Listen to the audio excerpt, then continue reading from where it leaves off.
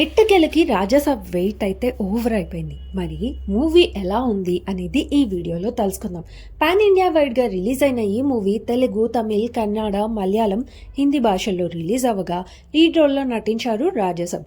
Mixed జర్నల్స్తో ఉన్న ఈ movie presentation విషయానికి వస్తే, మూవీ విషయానికి వస్తే ఏ విధంగా ఉంది అంటే, ఈ మూవీలో కామెడీ, దాంతోపాటు థ్రిల్లర్, ఫ్యాంటసీ అండ్ రొమాంటిక్ ఇవన్నీ కాంబినేషన్స్లో ఈ మూవీ రిలీజ్ చేసినప్పటికీ కొన్ని పాయింట్స్లో మూవీ అయితే వర్కౌట్ అవ్వలేదు అని చెప్పాలి.